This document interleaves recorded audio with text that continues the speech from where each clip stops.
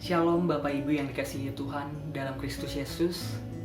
Hari ini kita akan merenungkan sebuah perenungan dari sebuah kalimat yang sering kita dengar, yang sering kita ucapkan, yang sering ada di dalam pujian penyembahan kita. Dan kalimat ini menjadi kalimat pengimanan kita yang mungkin menguatkan kita setiap hari, yang mungkin menguatkan orang lain ketika orang lain melemah. Kalimat sederhana ini yaitu lebih daripada orang yang menang, lebih daripada pemenang yang biasa kita sebutkan. Kalimat ini muncul di Roma 8 ayat 37, yaitu kalimatnya Paulus kepada jemaat Roma di zamannya Paulus pada saat itu. Nah, hari ini kita membaca tentang Roma 8 ayat 37 dan mengaplikasikannya bahwa kita lebih daripada orang yang menang. Saya sebagai anak muda sering mendengar bahwa beberapa contoh tentang lebih daripada pemenang, yaitu mungkin sederhananya seperti ini. Seorang juara saja, seorang pemenang saja hanya mendapatkan pencapaiannya yaitu juara satu. Bagaimana dengan orang yang lebih daripada pemenang? Berarti orang ini lebih daripada orang yang juara satu. Dan dipakai untuk memotivasi setiap orang, menguatkan setiap orang kalau kita ini orang-orang yang luar biasa di dalam Kristus Yesus. Saya setuju bahwa kita sebagai anak-anak Tuhan adalah orang-orang yang luar biasa, yang mampu menembus semua tembok-tembok yang menghalangi kita di dalam kehidupan ini. Tapi bagaimana kita mengaplikasikan lebih daripada pemenang ketika kesulitan-kesulitan dalam kehidupan kita datang? Bahkan ketika di pandemi ini nih, yang saya tahu banyak mungkin ada orang yang hilang pekerjaan, ada orang yang kekurangan gaji, dan banyak hal lah di dalam pandemi ini kita mengalami kesulitan-kesulitan yang tiba-tiba seakan-akan datang dan kita berusaha keras. Nah, sebelum kita mengaplikasikannya, alangkah lebih baiknya kita lebih tahu dulu, kita mencari tahu dulu apa itu lebih daripada pemenang. Dan mungkin hari ini kita akan belajar sedikit kenapa sih Paulus sampai mengatakan bahwa orang-orang Roma adalah orang-orang yang lebih daripada pemenang. Nah, hal yang pertama yang harus kita ketahui adalah bahwa Roma 8 ayat 37, saya sudah katakan tadi bahwa kalimat ini adalah kalimat yang diucapkan Paulus kepada orang-orang Roma pada saat itu.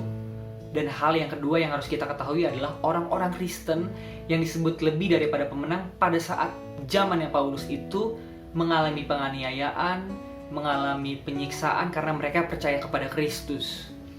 Penyiksaan-penyiksaannya ya, manusia dijadikan obor, dibakar, digantung di tiang dan dijadikan lilin untuk di jalan-jalan. Lalu ada manusia yang dikumpulkan ke orang-orang Kristen, manusia itu dikumpulkan di satu tempat lalu dilepaskan singa yang sangat lapar. Jadi penyiksaan yang mereka alami bukan hanya penyiksaan-penyiksaan biasa.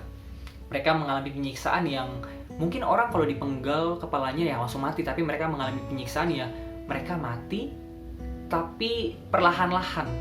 Mungkin seperti itu. Kita bisa bayangkan ya betapa ngerinya orang-orang Roma pada saat itu, orang-orang Kristen yang ada di Roma pada saat itu. Nah, kenapa sih orang Kristen pada saat itu sampai disiksa, sampai diberikan kesulitan oleh pemerintah Roma? Kristus pada saat itu diberikan gelar oleh orang-orang Kristen. Orang-orang Kristen ini memberikan gelar kepada Kristus sama dengan gelar yang diberikan oleh orang Roma kepada kaisar mereka. Nah, orang Roma ini gak suka ketika orang Kristen pada saat itu menyamakan Kristus dengan kaisar mereka, dan sehingga bagi mereka itu merupakan penghinaan, bagi mereka itu merupakan pengkhianatan dan segala macam.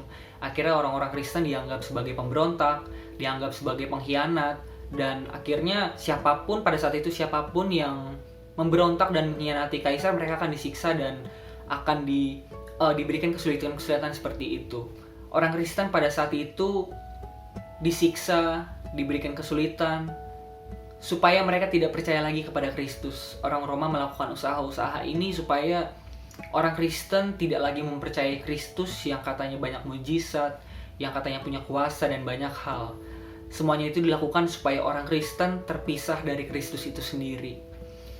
Nah, makanya Paulus bilang kepada jemaat Roma pada saat itu bahwa ketika mereka memperjuangkan iman mereka di tengah kesesakan, ketika mereka memperjuangkan iman mereka di tengah-tengah mungkin nanti siang mati, mungkin besok mati, atau mereka nggak tahu kapan mereka mati. Makanya Paulus bilang kepada orang-orang Roma pada saat itu, mereka adalah orang-orang yang lebih daripada pemenang.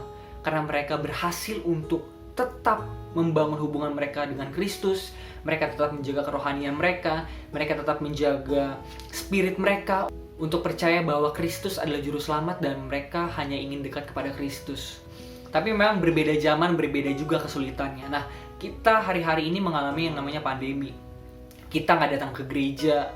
Mungkin hari-hari ini komsel juga mungkin ya sedikit membosankan karena online.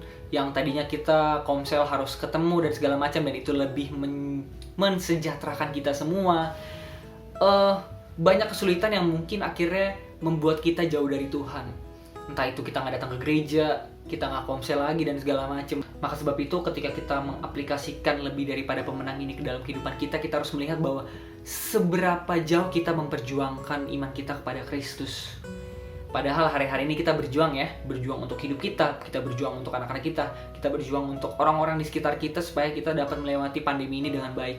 Tapi bagaimana dengan spirit kita, bagaimana dengan kerohanian kita, dan bagaimana iman kita dengan Kristus? Ketika kita mengimani, ketika kita mengatakan bahwa kita lebih daripada orang yang menang, maka kita harus lebih lagi memperjuangkan iman kita, maka kita harus lagi memperjuangkan spirit kita kepada Tuhan, dan kita harus lebih lagi melakukan banyak hal supaya kita terkoneksi dengan Tuhan setiap hari. Dan itu saja perenungan kita hari ini. Tetap berjuang setiap harinya, tetap ingat bahwa Tuhan menyertai kita, tetap ingat bahwa Tuhan terus bersama-sama dengan kita, dan tergantung kita masing-masing bagaimana akhirnya kita menjaga hubungan kita dengan Tuhan, bagaimana kita tetap menjaga hati kita supaya tetap terkoneksi dengan Tuhan, dan kita layak disebut sebagai orang-orang yang lebih daripada pemenang. Tuhan Yesus memberkati.